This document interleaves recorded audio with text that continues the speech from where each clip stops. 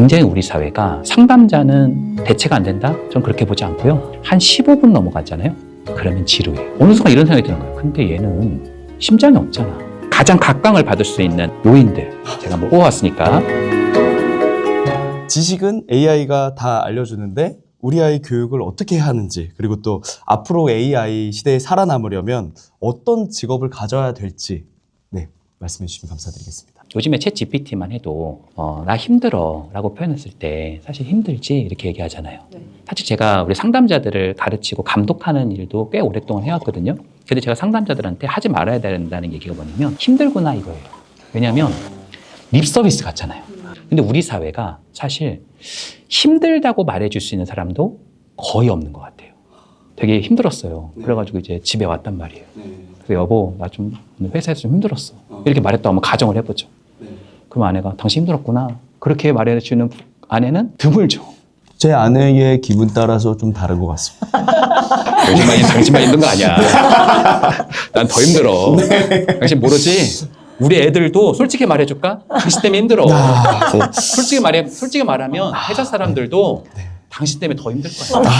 챗 GPT한테 내가 힘들어 라고 표현하면 GPT 뭐라고 말하냐면 아 힘들구나 이렇게 말해줍니다. 인간의 표정들을 미믹할 수 있어요.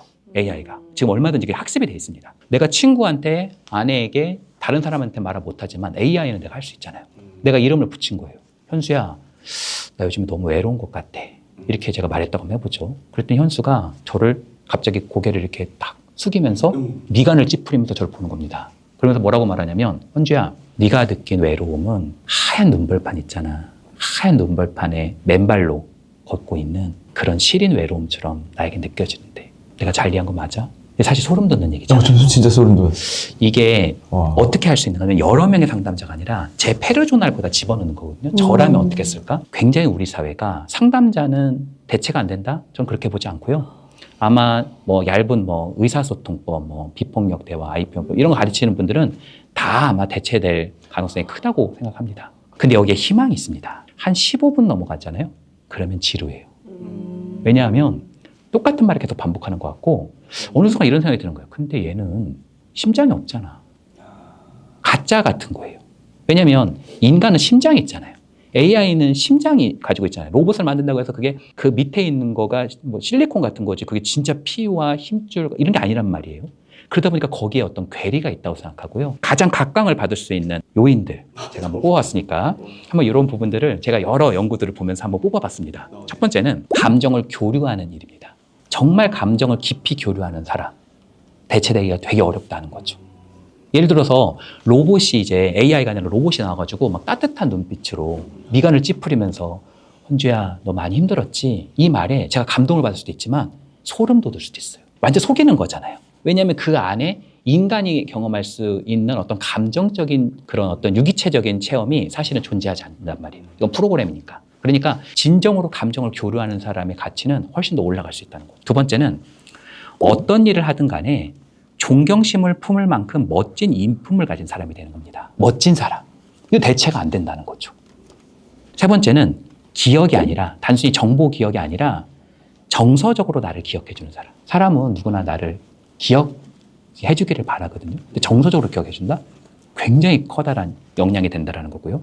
네 번째는 코딩을 얼마나 빨리 내느냐보다 코딩 빨리 내는 건 이제 앞으로 AI가 다 할 거고요. 코딩을 깊이 있게 다뤄서 다양하게 해석할 수 있는 사람. 그러니까 이 코딩에서 나온 여러 데이터들을 어떻게 해석을 다채롭게 하면서도 깊이 있게 하느냐. 이런 사람들은 굉장히 드물고 앞으로 훨씬 더 각광을 받을 수 있다는 거죠. 다섯 번째는 지식이 아니라 지혜를 전수하는 사람. 요즘에 선생님들이 대체가 된다. 전 그렇게 보지 않아요. 지식만 가르치는 선생님은 대체가 될 거고요. AI에게.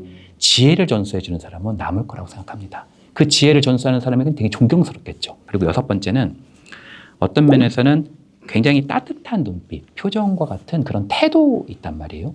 그런 부분이라고 생각합니다. 이거는 첫 번째 감정 교류와 거의 맞닿아 있는 부분인데 내가 어떤 표정과 태도로 사람을 대하고 있는지를 보는 것은 굉장히 나의 역량을 좀 점검할 수 있는 일이라고 생각합니다. 사람은 누구나 자기를 환대해주는 사람을 좋아하거든요.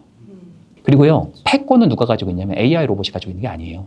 AI 로봇은 생산만 하는 겁니다. 소비자는 앞으로도 계속 인간이에요. 인간이 유기체고 인간만 욕망하기 때문에. 근데 인간은 무엇을 욕망하느냐? 나를 환대해주는 사람을 욕망한다는 거죠. 7번째는 섬세하게 몸을 쓰는 사람들. 이게 지금 로봇이 잘 안 되는 게 이런 손가락 움직이고 이런 거 섬세함이 잘 안 되거든요. 그러니까 몸을 섬세하게 쓰는 사람들. 예를 들어서 아이 돌봄? 로봇한테 맡길 수 있을까요?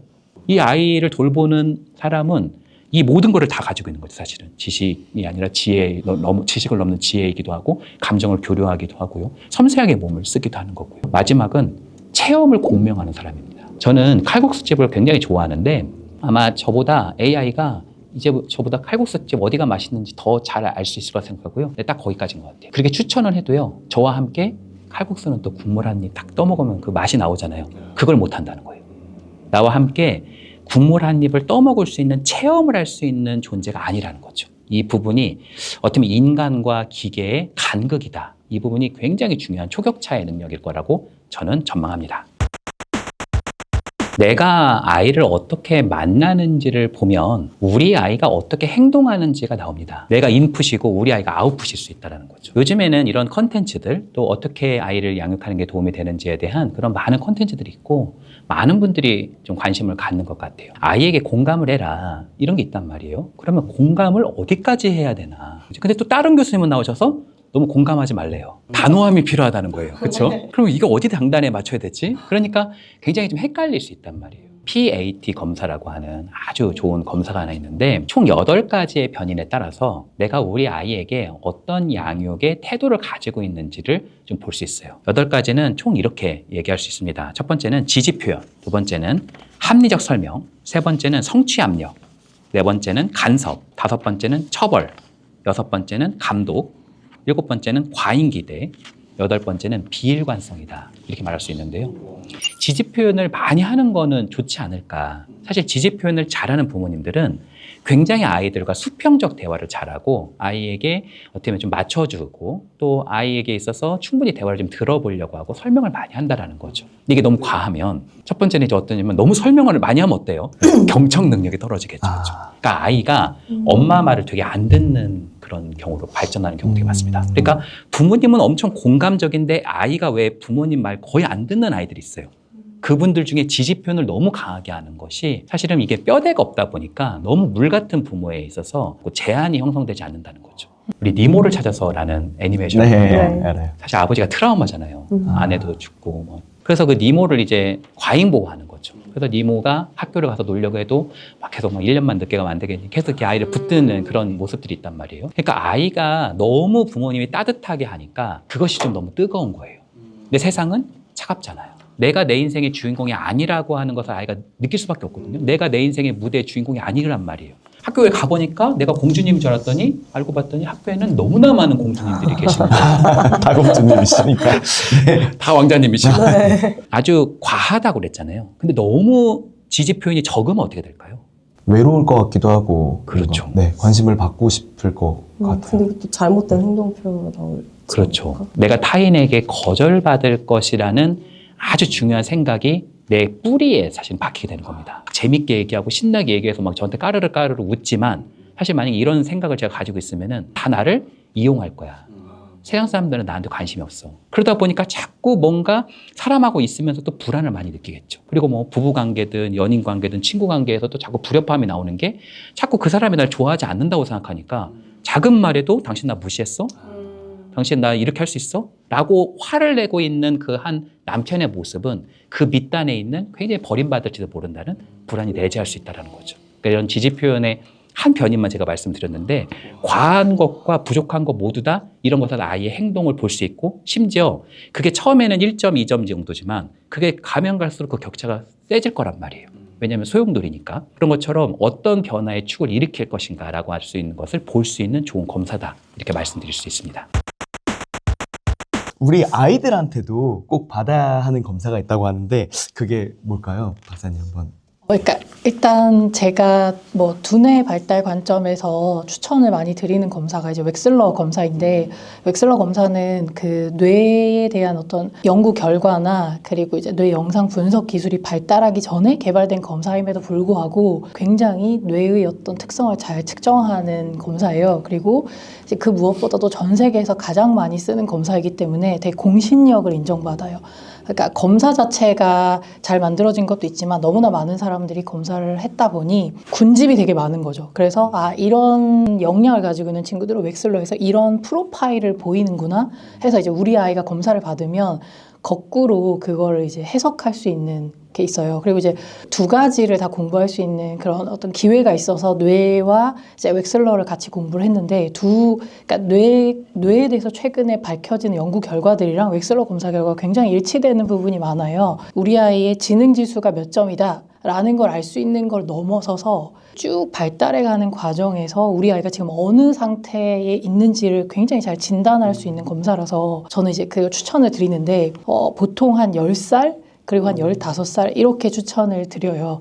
그리고 만약에 너무 궁금하시다. 그러면 뭐 한 7살, 8살 이렇게도 하는데 이제 7살 정도 됐을 때 검사를 해버리면은 아무리 이게 발달 중에 있는 검사라고 설명을 드려도 뭐 언어 이해가 좀 낮게 나오면 우리 아이가 언어 발달이 안 되나 이렇게 하면서 굉장히 걱정을 하시거든요. 근데 사실 키도 자랄 때 쭉 자라는데 그렇게 되면 이제 어떻게 되냐면 그 이후에 양육이나 교육 방식이 되게 왜곡될 수가 있어요. 그러니까 얘는 수리는 잘하는데 언어가 잘 안 되네. 그러면 이제 언어에 계속 어쩔 수 없이 가중치를 두다 보면 사실은 그냥 놔두면은 잘할 거였는데 좀 과잉 공급될 수 있다. 정말 많은 그 것들을 이해하실 수 있게 돼요. 아이에 대해서. 근데 박사님, 요즘 웩슬러 검사하는 곳이 굉장히 많아졌고 많은 이제 학부모님들께서 관심을 갖고 계신데 이렇게 많은 곳들 중에 과연 어디에서 받아야 하고 또 우리가 주의해야 할 점은 무엇인지도 알 수 있을까요? 네, 되게 좋은 질문이신데 그 웩슬러는 사실은 검사를 하는데 막 일정 자격을 막 강력하게 부여하거나 그런 게 아니에요. 그래서 그 얼마 전까지만 해도 누구나 다 웩슬러를 다 구매할 수 있었고, 근데 이제 최근에는 이제 좀 이렇게 규제가 만들어지는 중이긴 한데요. 그래서 제가 추천드리는 거는 이제 어떤 관점에서 웩슬러 검사를 하시느냐에 따라 달라지시는데, 만약에 아이가 뭔가 병리적으로 언어 발달이 좀 늦은 것 같다. 그런 관점에서 이제 문제가 있어서 치료를 해야 되겠다는 관점으로 검사를 하시면 이제 임상 전공하신 분들한테 받으시는 게 좋고요. 그게 아니라 이제 발달 관점에서 전반적인 뭐 심리 상태나 이런 걸 하신다 그러면은 자격을 따신 심리 상담사 분들이 있어요. 그러니까 국내에서 인증받은 그 자격증 대표적으로 이제 두 학회가 있는데 한국 상담심리학회와 한국 상담학회에서 이제 아주 오랫동안 되게 고된 수련을 거쳐야 받을 수 있는 자격증이 있거든요. 근데 그 자격증을 받으신 분들한테 저는 최소한 받으시는 게 룰 같은 게 지켜지는 검사가 아닐까 이렇게 생각합니다.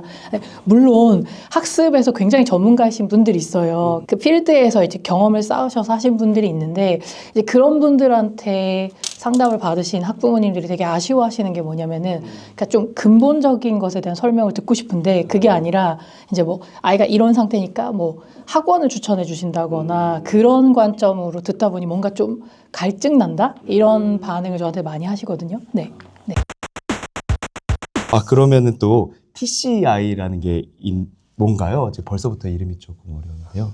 요즘에 MBTI가 되게 유행이잖아요. 네, 맞아요. 근데 사실 이제 MBTI는 엄밀하게 말하면 성격 검사의 반열에 들어온다고 하기는 좀 무리가 있어요. 신뢰도와 타당도 문제에서 좀 타당도가 많이 떨어지는 문제가 있을 수 있습니다. 그래서 보통 이제 성격 검사라고 한다면 보통 빅5 검사라고 하는 게 뽑힙니다. 이 빅5 검사는 사실 우리가 보려고 하는 성격 있잖아요. 대부분 뭐 많이 알고 계시는 외향성이나 내향성, 뭐 친화성 이런 걸 볼 수 있는 그런 아주 대표적인 검사고, 심지어 성격 검사의 꽃이라고도 불리죠. 근데 이것보다 조금 더 치료적이면서도 성장적인 양축을 다 갖고 있는 검사가 TCI 검사라는 게 있습니다. 아이에게 성격은 유전적인 것도 있으면서 또 환경적인 것도 있다. 초기 환경이 중요하다. TCI는 두 가지가 다 있는 거예요. TCI 약자가 T가 템퍼러먼트, 기질이고요. C가 캐릭터입니다. I가 인벤토리고요. 그러니까 기질 및 성격 검사다. 이렇게 표현할 수 있는 거고요. 이 기질에는 크게 4가지 정도가 있습니다. 첫 번째는 자극 추구입니다. 자극 추구. 이 자극 추구 경향성이 좀 높은 아이들이 있다는 거죠. 이런 아이들은 보통 가만히 있는 걸 잘 못하겠죠. 굉장히 뭔가 야심도 크겠죠. 뭔가를 많이 이루고 싶은 그런 열망과 또 하고 싶은 것들도 굉장히 넓고 깊을 수 있죠. 이런 애들을 계속 막 억제고 평화롭게 살아라. 아이에게 되게 안 맞을 수 있다는 거죠. 양보해라. 왜? 내가 왜 양보해? 넌 왜 그러니 애가? 넌 첫째 언니는 양보를 잘하는데. 이 자극추구 경향성이 있는 아이에게 있어서 가장 최악의 말들이 그런 거거든요. 아이가 지금 자라야 되는 그런 시점이 굉장히 높은 아이한테 그걸 막 누르고 있으니까. 이건 아이들마다 다르거든요. 자극추구 경향성이 굉장히 낮다라고 한다면 또 그 아이는 좀 평화로운 아이가 될 수 있단 말이에요. 제가 어떤 부모님을 만났는데 첫째 아이는 자극추구 경향성이 너무 높아서 문제고 또 낮으면 낮아서 문제고 낮으니까 너무 양보를 하고 얘는 무슨 야심이 없는 것 같고 손해보는 것 같고. 자기 아버지 닮아가지고 우리가 왜 금광석이라고 하는 건 땅 안에 있죠. 그러나 금은 땅에 있는 게 아니거든요. 광석을 재련해야 금속이 되는 거란 말이에요. 아이는 금속이 아니라 아직 광석입니다. 어떻게 재련을 하느냐에 따라서 이 아이의 미래가 완전히 바뀔 수 있다는 거죠. 또 위험 회피 경향성이라는 게 있습니다. 위험 회피는 뭐냐면 되게 불안한 사람들, 굉장히 또 뭔가 뭘 하려고 그럴 때 계속 고민하는 분들, 그러니까 좀 불안과 짜증 이런 게 좀 있는 거죠. 또 굉장히 생각을 좀 많이 하시고. 근데 한번 예를 들어볼게요. 자극추구 경향성이 높아요. 근데 위험 회피도 높습니다. 우리가 생각할 때 자극추구 경향성이 높은데 위험 회피도 높다. 어떤 일이 발생할까요? 뭘 하고 싶은 건 많은데 억압될 것 같아요. 그렇죠. 할 수는 없고. 그러니까 왜 차에 시동을 걸고 엑셀을 밟으면서 브레이크를 같이 밟는다 생각해 보세요. 그러니까 뭔가 하는 행동은 없는데 아이의 내면은 지금 폭풍으로 가득 차다는 거예요. 이게 지금 이거 해야 되나 비해야 되나 이게 되게 고민이 많을 수 있다는 거죠. 그러니까 굉장히 불행한 감정이 많이 들겠죠. 왜냐면은 나는 아무것도 안 하지만 아무것도 안 하는 게 좋아서 가만히 있는 것과 하고 싶은 건 많은데 가만히 있는 건 차이가 있는 거잖아요. 그래서 이런 네 가지의 기질 정도를 우리가 좀 살펴보는 것은 제가 좀 맛보기만 말씀드렸는데 우리 아이를 굉장히 조금 너르고 조금 풍요롭게 보는데 굉장히 도움이 되고요. 이러한 측면들이 좀 자라게 만드는 성격의 요인들이 있다는 거예요. 그게 하나가 자율성이고요. 두 번째가 연대감이고요. 세 번째가 자기 초월 능력입니다. 이 자기 초월이 무슨 뭐 하늘로 슈퍼맨처럼 가자. 그게 아니라 전체 그림을 볼 수 있는 사람들.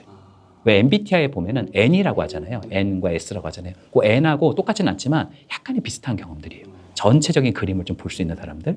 이런 것들이 약간의 이 TCI라고 하는 7가지의 축, 그러니까 4와 3이라고 하는 이 축이라고 하는 여러 풍요로운 무대라고 하죠. 그 무대 속에서 우리 아이의 캐릭터가 좀 드러난다, 보인다 이렇게 말씀드릴 수 있습니다.